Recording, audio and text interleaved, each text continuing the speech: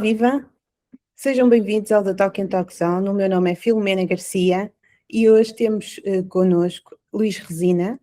Ele é um mestre da simbologia que nos ajuda a ler o invisível. Luís Resina foi cofundador do Centro Tyriam, Centro Português de Astrologia, lá na década de 80, portanto já faz alguns anos.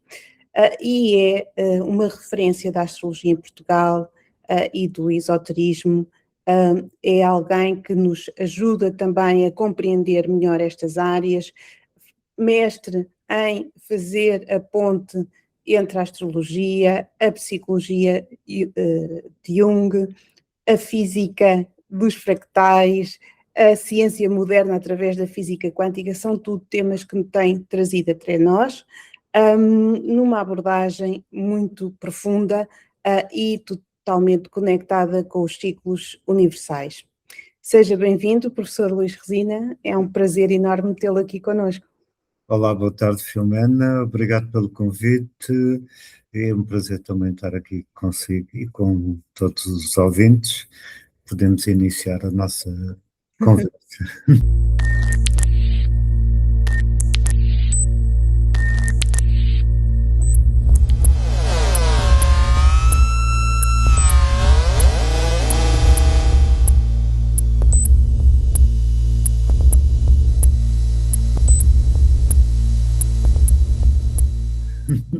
Ok, muito obrigada, é realmente um prazer enorme e naturalmente gostamos sempre de saber como é que foi o começo, não é? O começo da sua jornada, como é que um jovem na década de 80 decide mergulhar nestas áreas. Começou muito mais cedo, começou na década de 70, ou até mesmo no final da década de 70 mesmo. Houve logo assim um interesse forte, com 13, 14 anos, veio-me parar um livro do Yoga Ramcharak, que tinha a ver com Jnana Yoga, Raja Yoga, filosofia oriental, e eu abracei, li aquele livro pela primeira vez, identifiquei-me, abracei aquela filosofia e depois comecei a me interessar por tudo o que era um bocadinho de esoterismo.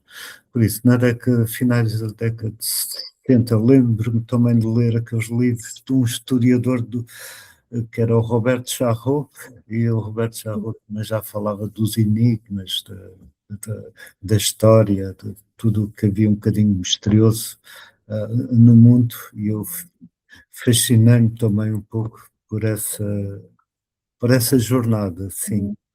Depois, mais tarde, sim, principalmente em 1975, comecei a ler também, sim, na década de 70 comecei a ler Teosofia, soube que o Fernando Pessoa também se tinha dedicado, tinha traduzido livros de Teosofia, comecei a entrar nessas áreas e realmente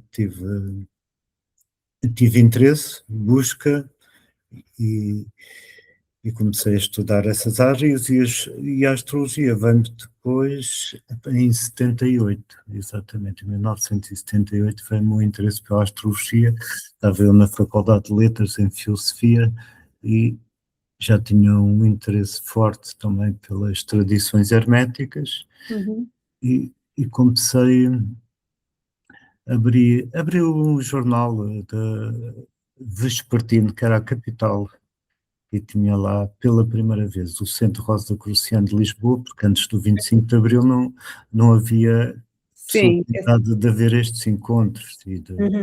Eles fizeram o primeiro encontro com um pequeno curso de astrologia para o público, foi o primeiro que fizeram em 78, ali na Casa do Ribatejo, na Rua de Salitre.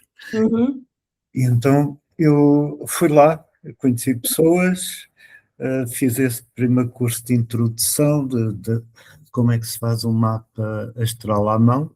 Na altura nós não havia computadores ainda, assim, e então aprendemos a desenvolver essa técnica de fazer um mapa à mão, com um bocadinho de astronomia à mistura, E depois fiz um caminho muito autodidata por mim próprio, mandando vir livros de fora, do estrangeiro, e estudando por mim, e sendo cobaia de mim mesmo. Claro. Uhum. Naturalmente. Ou seja, parte desse início de jornada foi então uma caminhada de busca, mas mais solitária, ou compartilhava esses interesses com algumas pessoas das suas relações mais imediatas? Não, a primeira fase foi solitária, e depois foi em 1975, por isso tinha eu 20 anos, que comecei a encontrar pessoas dentro da área Claro. e a desenvolver mais dentro. Pronto. Uhum. Ok. E as pessoas das suas relações, familiares e amigos, como é que viam esse seu interesse, não é? Hoje em dia é um pouco mais fácil, e ainda assim com algum estigma, entrar nestas áreas. Lá para trás, como é que era? Pois era difícil, mas eu, como também na primeira fase era mais introvertido, também não andava a falar muito sobre estas coisas. Talvez a minha mãe era mais fácil, porque a minha mãe já nasceu com dons mediúnicos, então Ok. ela percebia que havia outras influências. Exatamente, ou seja, herdou também essa, digamos assim, essa parte da sua ancestralidade, a parte também, e deu continuidade, digamos assim, à exploração. Exatamente. Muito, muito bem. Gostaria de perguntar o que é para si, obviamente, a astrologia. Como é que, assim, como é que define a astrologia? Olha, a primeira vez que eu comecei as minhas buscas na astrologia era para perceber se realmente havia um destino marcado, se realmente se esse destino se impunha nas nossas vidas, e em que medida é que nós exercíamos o livre-arbítrio. Uhum. Começou por uma busca filosófica, né? E então tentei perceber, estudei vários autores, comecei no Ptolomeu, lá na Grécia Antiga, não é? Sim. Até passar por Idade Média, Renascimento, até vir aos nossos dias. O desenvolvimento da astrologia é muito interessante, essa história da astrologia, porque também é a história do homem em busca de conhecimento e da sua relação com o universo, porque no fundo voltamos à ideia ancestral e inicial do Hermes Trismegisto Exato. na Grécia e no Egito, em que realmente o homem procurava ver a sua relação entre o céu e a terra, não é? Entre o microcosmos e o macrocosmos. Pronto, como é que ele reagia aos efeitos planetários. Então depois percebi que realmente as energias planetárias têm efeito sobre nós, não é apenas simbólico, claro, também há simbolismo, mas há energia em ação, não é? E esse aspecto reage nos nossos corpos. Nós temos vários corpos, chamado corpo físico, o corpo astral, o corpo emocional, mental, espiritual, anímico. Aliás, temos vários nomes para esses Uhum. corpos energéticos. E os nossos corpos energéticos absorvem as energias planetárias e respondem às energias planetárias. E nessa correspondência, nós também ecoamos, elas fazem eco dentro de nós em função do nosso desenvolvimento psíquico, do nosso desenvolvimento mental, emocional, etc. Por isso, quanto mais desalinhados estivermos nós, reagimos com maior dificuldade às energias cósmicas. Uhum. Quanto melhor alinhados estivermos com o cosmos, recebemos também melhor essas energias cósmicas. Por isso, o livre-arbítrio é essa capacidade de nós escolhermos aquilo que está mais em concordância e consonância connosco, ou não. E às vezes, por isso, muitas vezes escolhemos aquilo que não está em concordância connosco, e isso o que é que acontece? Pode nos levar a trazer mais dificuldades. Se Uhum. trazer mais dificuldades, pode trazer sofrimento, e E quando escolhemos coisas que estão mais em consonância connosco próprios, ampliamos mais o nosso conhecimento e maior a capacidade de adaptação também ao meio envolvente, não é? Uhum. Eu digo sempre aos meus alunos que há duas formas de evoluirmos. Uma pelo conhecimento, outra pelo sofrimento. E às vezes pelas duas, claro. Sim, exatamente. Oscilando. Claro, claro. Aprendemos também com os erros, claro. E, Claro. nesse aspecto vamos caminhando, não é? Ok. Então toca aí num aspecto muito interessante, que é efetivamente essa sua busca por, enfim, uma das questões centrais da humanidade, não é? Sim. Pronto. E conclui que há energias dirigidas, digamos assim, ao planeta Terra e que se, obviamente, impactam também na vida dos seres humanos, tanto quanto a astrologia permite perceber, para quem estuda e para quem acompanha. Essas energias são de uma determinada qualidade e propõem a cada um situações relacionadas com a sua jornada. Agora, uma questão, isto levando aqui um bocadinho para o hermetismo, não é? Da lei da correspondência, não é? O que está em cima é o que está em baixo. Sim. Já dissertou também como é que essa mecânica opera, ou seja, esses marcadores que conseguimos até percepcionar em ciclos mais curtos, mas também podemos ir para os mais longos e ir até sair do individual e ir para o coletivo. De onde é que vem essa informação? Quem é que organiza toda essa ordem? Bom, quem organiza essa ordem, podemos sempre evocar determinadas entidades. Uns chamam deuses, outros chamam arquiteto do universo. De qualquer modo, cada sistema, nós vivemos no nosso sistema solar e temos de ter uma visão sistémica. O Sol é o coração do sistema, tal como no nosso organismo o coração é aquilo que também é o centro do nosso sistema de vida, e há inter-relações com todos os órgãos no corpo humano. Ora, no sistema solar é a mesma coisa, todos os planetas giram à volta do Sol, têm uma determinada ordem cósmica, têm relações uns com os outros, relações neste caso geométricas, e as relações geométricas já foram estudadas por físicos, já no início do século XX, os físicos soviéticos andaram a estudar essas relações angulares entre os planetas e registavam nos aparelhozinhos essas vibrações eletromagnéticas.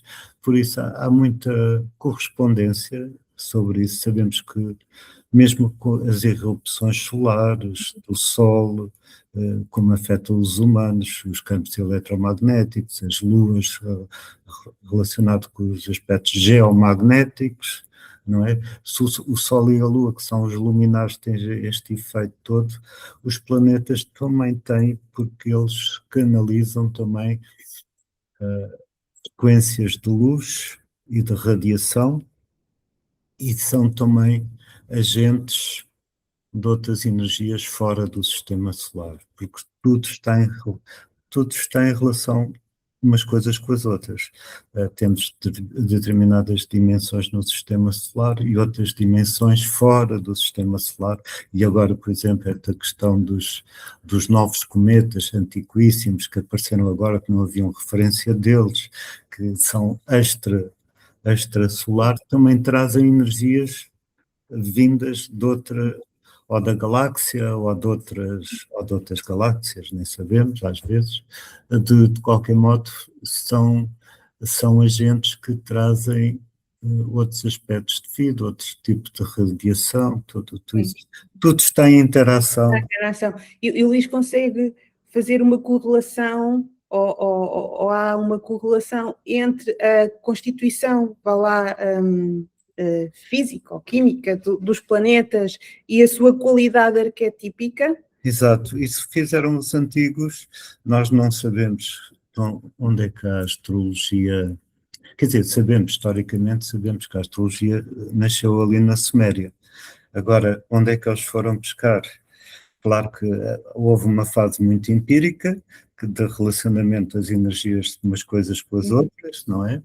Mas eu acho que foi transmitido. Há tradições que dizem que foram transmitidas por deuses, outras por seres extraterrestres.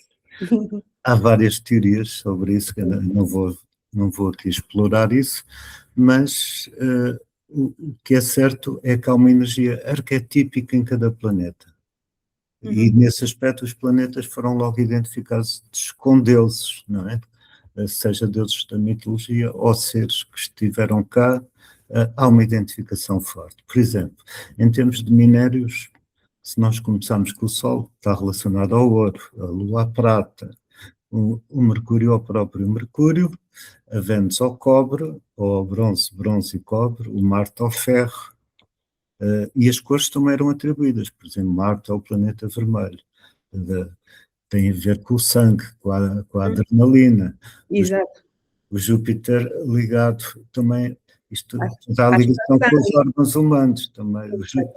O Júpiter, o metal era estanho, mas, por exemplo, no corpo humano estava relacionado com o fígado, o Saturno com os ossos, e o Saturno está ligado ao chumbo, não é? Pronto, depois os planetas transpessoais no nosso sistema solar, que é Urano, Netuno e Plutão, esses já têm a ver com o tipo de energia que começou, podemos dizer que houve uma aceleração. O Urano é descoberto no final do século XVIII, na altura em que foi descoberta a eletricidade. Logo começa aqui as correntes eletromagnéticas com Urano. Neptuno já traz outras, foi quando também no século XIX, quando se descobriu o petróleo.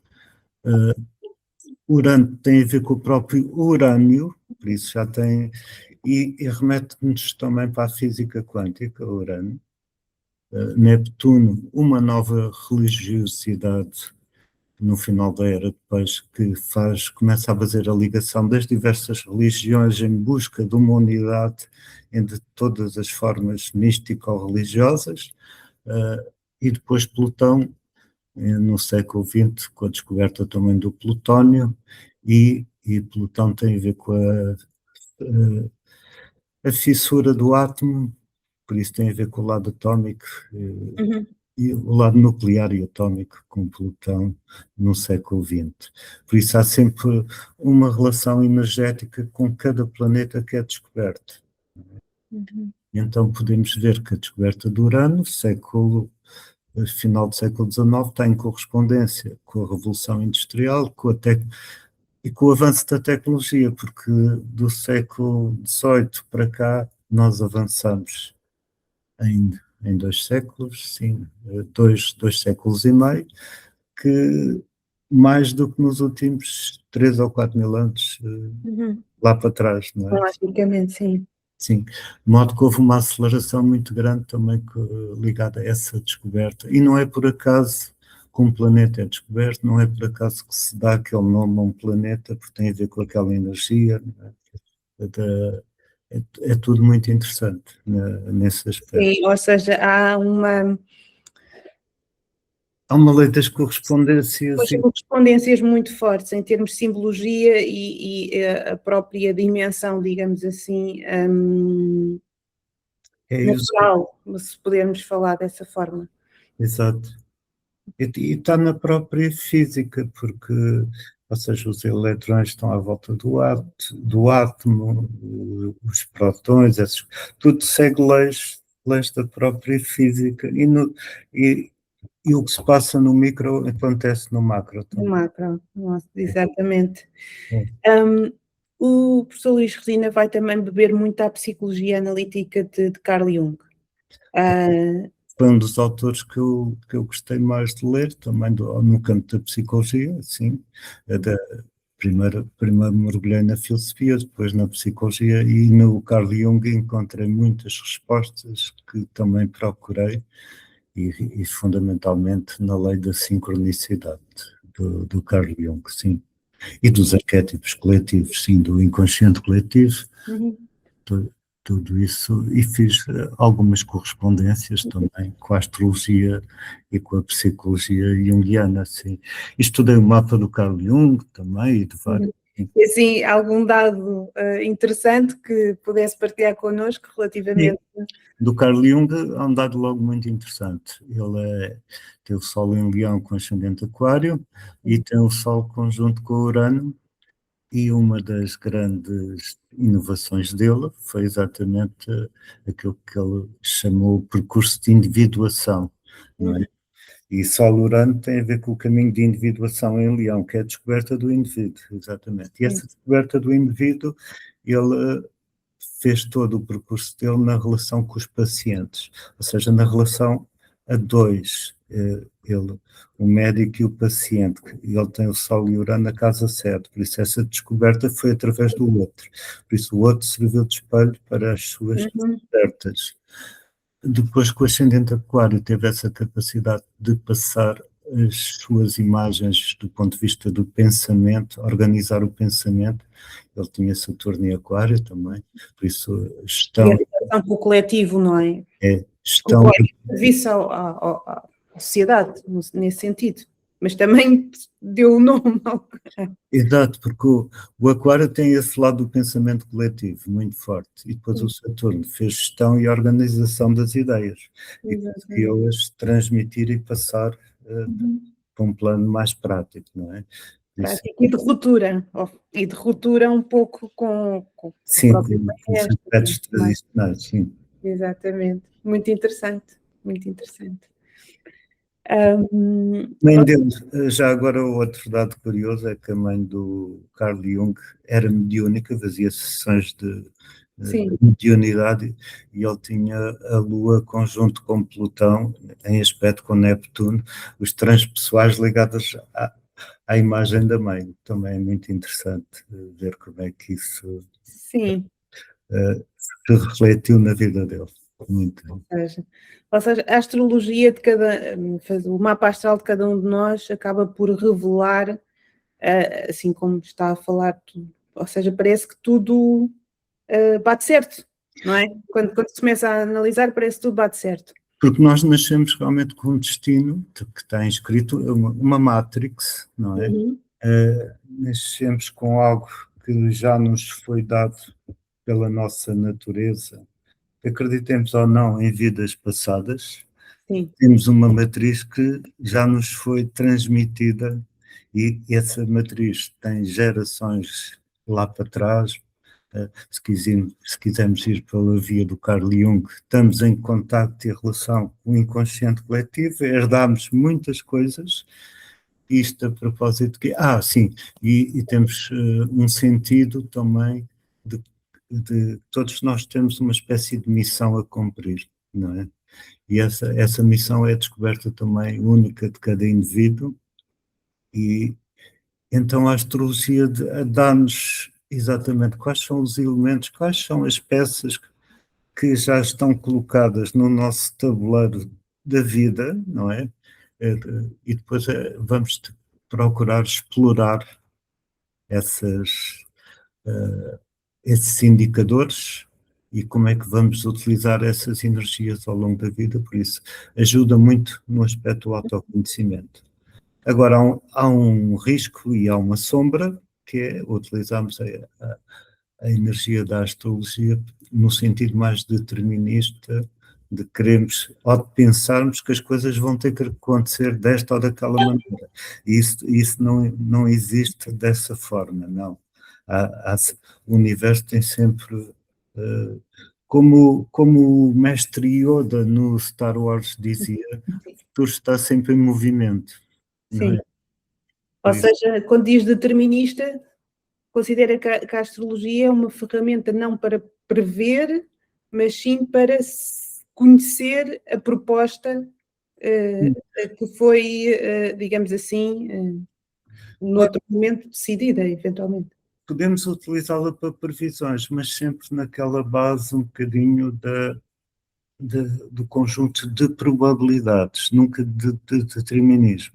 As probabilidades na ciência também se utiliza, quer na economia, quer nos estudos sociológicos e políticos, há um campo de probabilidades que venha a acontecer, pronto. E na astrologia nós também podemos estudar essas probabilidades. Não é?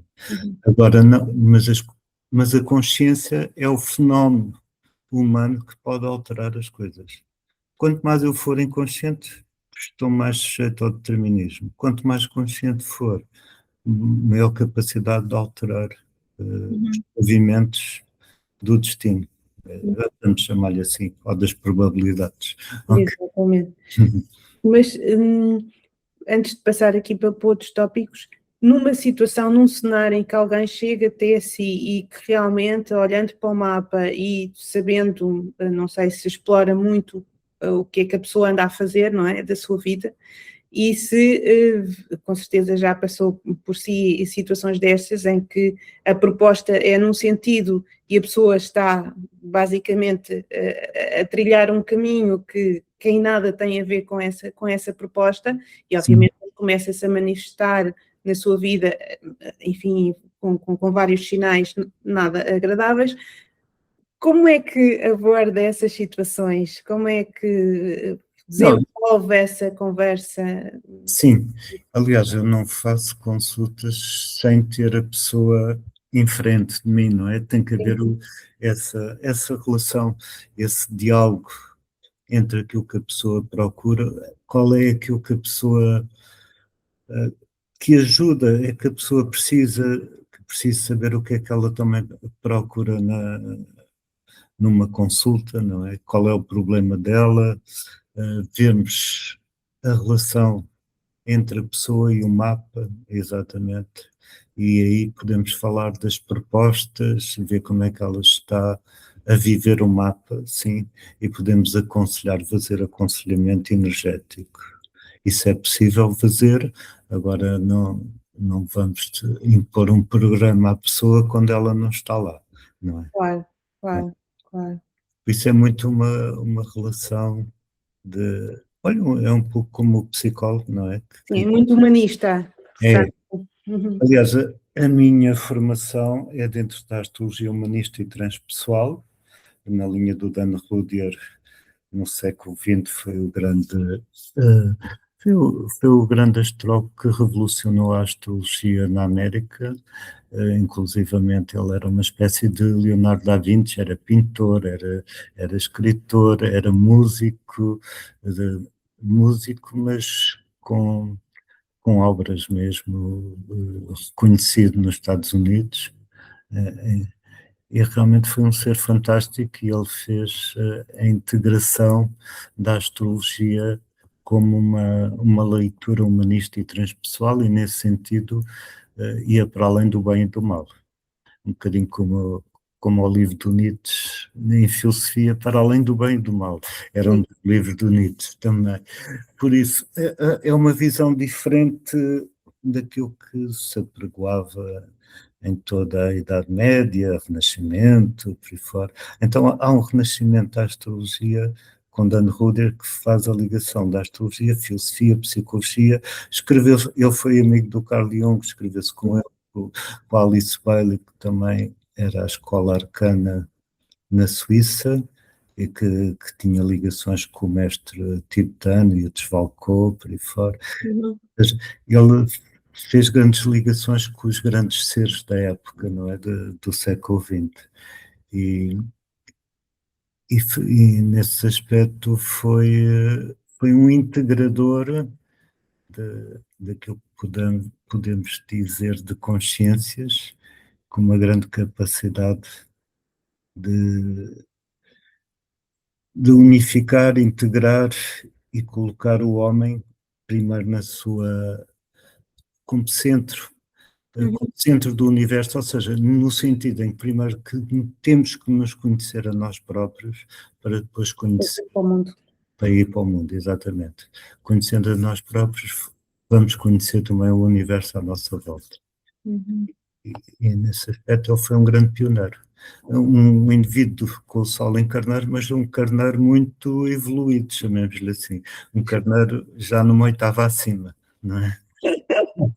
Pronto, agora eu enfim, não tinha cogitado entrar nessa área, porque obviamente há vários níveis de Exato. conversa e de profundidade na astrologia, mas obviamente todos aqueles que se interessam profundamente e aqueles que só superficialmente acabam por fazer um bocadinho essa conversa das características, a personalidade de alguns dos signos e a tendência de qualificar uns de bons, outros de menos positivos, outros de terríveis, outros daquilo e daquilo outro. Eu pessoalmente não gosto de entrar nessas conversas, nem mesmo para fazer humor, porque compreendo que tudo aquilo que a pessoa traz são os ingredientes ou as energias que ela precisa para fazer o que tem que fazer. Claro, não é? Pronto, mas há sempre aquela tendência para às vezes para o rótulo, não é? Qualificar as energias, não é? Como é que o Luís vê isso? Uma pessoa que conhece profundamente e, de facto, conhece as tendências de uns e de outros, as polaridades de uns e de outros, naturalmente sabendo que todos são bons, não é? Independentemente da... Mas há, na sua opinião, e eu tenho um bocadinho essa opinião, algum signo que seja a representatividade, ou seja, que se destaca em relação aos demais por agregar algo de muito especial e que se possa dizer este signo traz aqui algo que é diferente, para melhor? Não, eu diria que todos os signos têm qualidades e defeitos e que cada signo que está conectado com as constelações de origem tem muitos graus vibracionais. Então podemos dizer que todos os signos têm expressões básicas do ser, até às mais altas, não é? Por isso, o que é que podemos dizer? Podemos dizer que um carneiro pode estar numa frequência muito mais alta do que um peixe, que é o último signo do zodíaco, que numa determinada espiral podíamos dizer, o peixe é mais alto porque é o último dos signos que agrega todos, não é? Mas depende da espiral em que ele está. Porque se estiver numa espiral inferior, diremos que aquele peixe está abaixo do ponto de vista energético do que um carneiro numa oitava acima. Pronto. Por isso que tudo isto é muito relativo e ainda bem que não se consegue. É muito difícil ver isso, a não ser quem tenha uma intuição muito apurada, não é? Porque senão as pessoas andavam a qualificar todas as outras, não é? Exatamente. O que também podia ser viciante, não é? Exatamente. Mas pronto, fica só para aquelas conversas mais superficiais e ligeiras e faz uma piadola e pronto. Agora, podemos dizer uma coisa que é assim, do ponto de vista coletivo, há um signo que está em evidência, do ponto de vista coletivo. Porquê? Porque nós temos um grande ciclo que o Platão já chamava, e hoje em dia chama-se o ano platónico, que é o movimento de precessão dos equinócios, é o terceiro movimento da Terra, que faz um giro de 25.800 anos à volta, dividindo por 12. Cada era tem sensivelmente 2.160 anos e nós estamos na transição da era de Aquário, por isso a era de Aquário está em evidência, pronto, desde o século XX para cá está bastante evidente a chamada era de Aquário, por isso, do ponto de vista coletivo, essa energia do Aquário é a mais forte do coletivo. No momento, ou seja, estamos a falar de ciclos celestes. Sim, estamos a falar de ciclos, mas só que como este ciclo dura 2.100 anos, os próximos 2.100 anos é Aquário. Estará em evidência e estamos pronto ainda a ver decair, digamos assim, decair no sentido da coisa de peixes, não é? Como este movimento é ao contrário, é um movimento retrógrado, pronto, nós viemos da era de peixe, que tem a ver com as grandes religiões, o cristianismo, o budismo, o islamismo. Pronto, foi a fase realmente, aliás, das guerras religiosas, e ainda temos vestígios disso hoje em dia, mas estamos realmente a passar por uma era muito mais tecnológica, em que o plano mental passa a ser muito mais evidente, não é? Dos arquétipos, lá está. Exatamente. E de facto, quem acompanha, e estamos nós neste momento a viver um momento particularmente tenso, não é? Portanto, a energia de Plutão a trazer realmente com toda a sua força, pelo que estamos a ver, não é? Se não se tivesse a passar nada, eu acho que os astrólogos ficariam um bocado inquietos, mas começavam a achar estranho, não é? Porque realmente quem acompanha já ouve falar há 3, 4, 5 anos atrás, atenção, os anos de 25, 26, 27 vão ser anos, enfim, muito tensos, o que se vai passar é muito equivalente em termos de trânsito ao que se passou na, agora falha-me o nome, da Revolução Francesa, Ok. a passagem de Plutão em Aquário, portanto vamos ter... Sim, foi na altura que esteve lá na Revolução Francesa, é verdade. Sim, sim. Vamos ter aqui grandes tensões, portanto, com uma conjunção, várias energias conjugadas a potenciar, digamos assim, a ruptura, pronto, para precisamente para iniciar um novo ciclo, para iniciar um novo paradigma. Ou seja, a astrologia permite não só ir ao plano individual, como falámos, mas também aqui a questão do coletivo, ou seja, ela poder ser uma ferramenta para analisar a orientação da proposta evolutiva, digamos assim, do coletivo. Portanto, e do coletivo estamos a falar de organizações, ou de comunidades, países, continentes, e por fim o planeta Terra, não é? Sim. E nós, relativamente a, pronto, com toda essa relação com todos os vários campos hierárquicos, digamos assim, astrais, no comando disto tudo, o que é que nos é proposto para essa tal era de Aquário? O que é que, tendo em conta aquilo que já começamos a ver agora, o que é que podemos esperar? O que nos é proposto do ponto de vista global é acabar as separações, é perder os egos, as nacionalidades ficarem em segundo plano e pensar-se do ponto de vista mais global, haver a união dos povos. Isso é a proposta da Era de Aquário. Claro que temos 2000 anos para chegarmos lá. E nesta fase crítica que estamos a atravessar, tem que haver mudanças. Há uma aceleração cósmica mais forte, tem que haver mudanças, transformações, o velho tem que cair para nascer o novo, pensar-se de uma outra forma as relações humanas, haver umas Nações Unidas mais eficazes, quer dizer, há muita coisa em termos de transformação, mas Aquário pede estabelecimento de relações mais cordiais, mais fraternas e de igualdade e de relação dos povos e dos indivíduos sem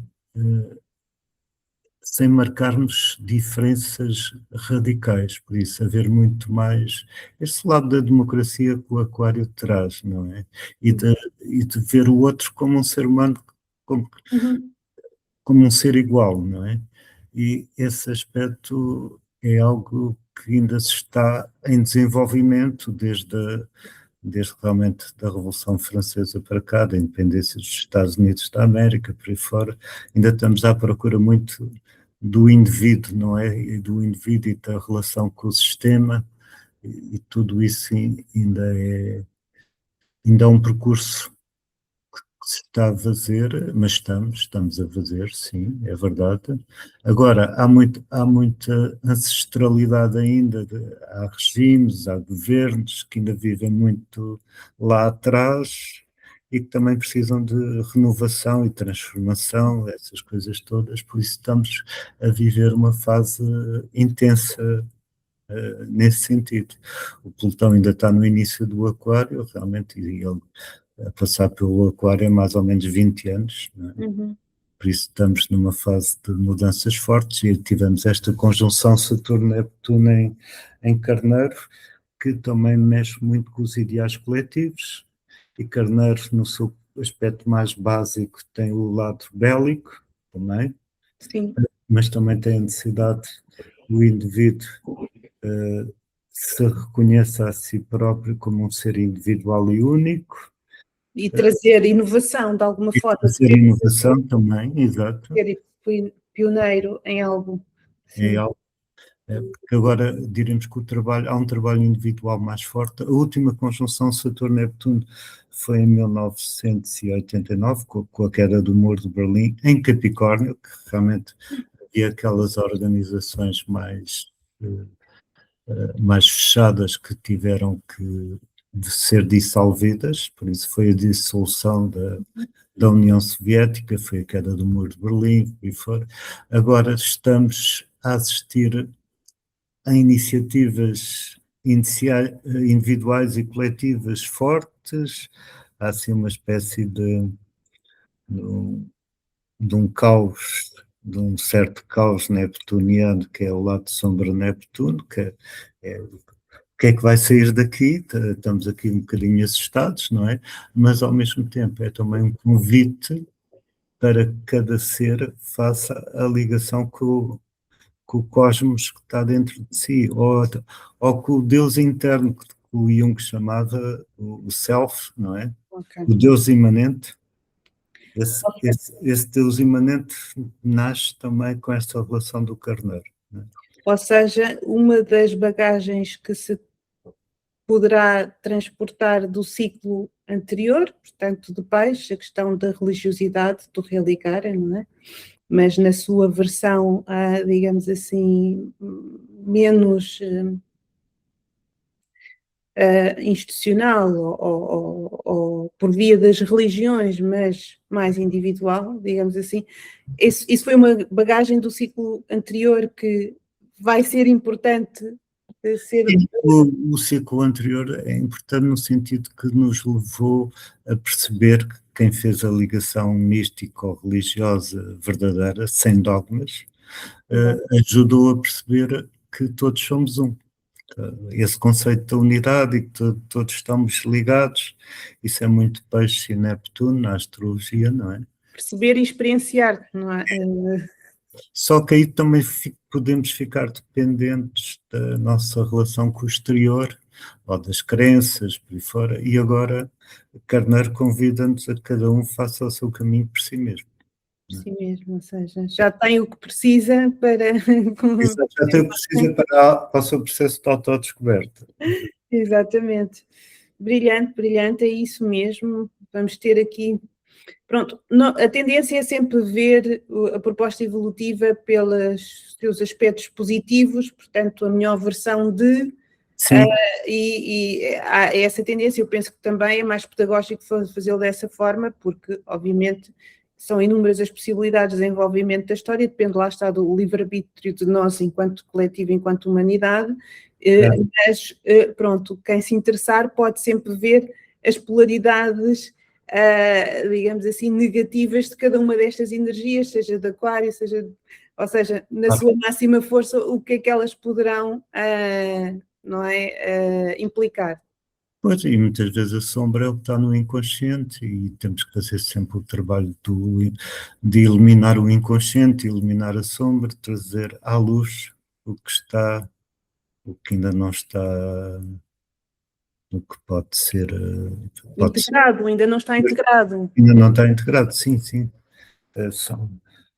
Porque tudo isso cria divisões e fraturas, muitas vezes do inconsciente, que tem medo do novo, não é? Tem medo do que está a vir, não é?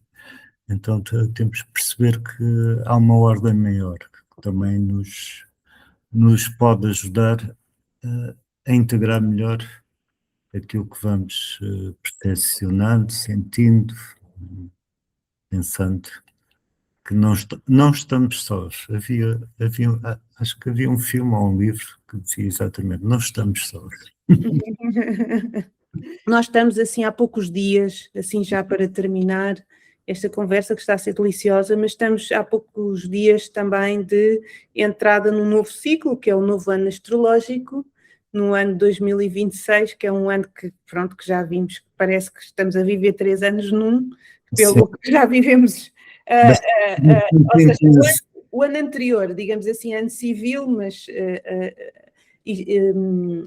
ano astral anterior terminou e estamos a um ano astrológico que se iniciou agora em março, no final de março, da primavera. E então, que proposta temos para isso? Hoje estamos na lua cheia. E a lua cheia é para ver, objetivarmos aquilo que começou na lua nova, não é? Exatamente. Portanto, mas na lua nova pode ganhar forma de uma maior percepção e consciência na lua cheia. E é um ano que promete muito em termos de transformação, quer individual, quer coletiva, sim, sim. E agora que está muita energia do signo carneiro, que é o fogo primordial, não é? Que faz agir e ao mesmo tempo também ganhar consciência das nossas ações. Isto, pelo menos esta fase toda de carneiro está muito forte até à próxima, deixa-me cá ver, até à próxima lua nova, 5, que é 28 graus de carneiro, onde vão estar para aí 7 planetas em carneiro, acho eu. Está bastante intensa, assim, energia muito forte e muito intensa, sim. E o que é que me perguntou que eu agora perdi? Não, o que é que nós podemos esperar efetivamente para este novo ano astral, não é? Que agora começou e sim, temos aqui 12 meses pela frente. Vai de março a março, sim. O que é que nós podemos esperar? São essas transformações individuais e coletivas, com muita intensidade, e podemos esperar também novos começos, iniciativas pessoais, novas descobertas, novas revelações, sei lá, muita coisa irá surgir como algo novo. E encontrar também novas saídas para os problemas também.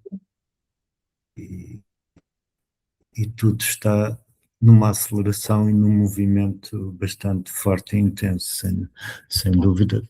Pois é claro, tem que se analisar os mapas individuais, tem que se analisar os mapas das nações também, do coletivo. Temos estes grandes ciclos dos planetas que vamos vendo quando é que eles fazem aspectos e transmitem de uma forma mais intensa essas energias, claro. Há muitos períodos marcantes. Eu vou dar também uma palestra agora no dia 11 de abril, exato.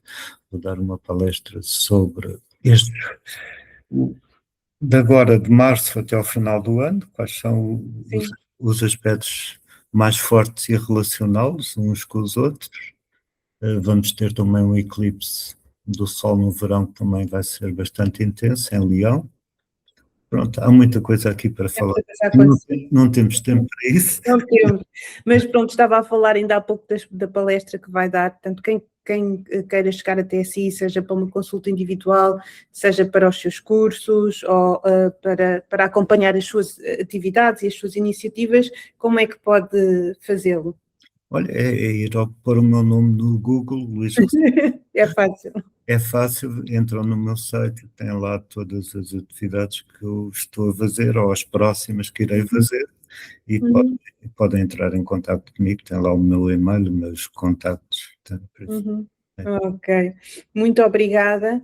Assim, a título para rematar a conversa, esta foi uma conversa deliciosa, naturalmente. Quando falamos daquilo que nos apaixona é sempre uma alegria imensa. Para quem nos ouve aqui, para quem nos ouve no The Talking Talk Zone, gostaria de deixar alguma palavra, alguma... A palavra é: encontrem a confiança dentro de vocês próprios, porque estas energias de carneiro é mesmo para nos conectarmos com o fogo primordial. O fogo primordial, se formos à mitologia, veio através de Prometeu, que roubou o fogo aos deuses para transmitir aos homens. Nós fomos receptores desse fogo e é esse fogo também que nos vai salvar, no sentido que precisamos de acender esse fogo e transcendermos a nós próprios. Temos que fazer a via do herói, como era na Grécia Antiga. O herói era o que fazia a ponte entre os homens e os deuses, ativar esse fogo, porque é o fogo da ascensão de cada ser individual. Isso é importantíssimo fazermos isso. Ok. Ou seja, conhecer a nossa mitologia pessoal, portanto, consultar o mapa astral, não é? Ter de estar mais munido de informação que pode ajudar a orientar e estar disponível para esta jornada do herói. Exatamente. A partida assim corre bem, não é? Fantástico. Muito obrigada, professor Luís Resina. Foi mesmo uma alegria imensa tê-lo aqui connosco. Obviamente será sempre bem-vindo para novas conversas quando entender oportuno, e é provável que também volte a propor-lhe mais uma conversa mais para a frente. E quem nos acompanha, se gostam destes conteúdos, se gostaram desta conversa, sinalizem com o vosso sincero like, partilhem, compartilhem com os vossos amigos, porque essa é a forma de crescermos e termos mais alcance e chegar a mais pessoas, naturalmente. Obrigada por estarem aqui connosco desse lado, e lembrem-se sempre que a nossa frequência é a nossa bússola. Até breve aqui no The Talk and Talk Sound. Até breve. Obrigado.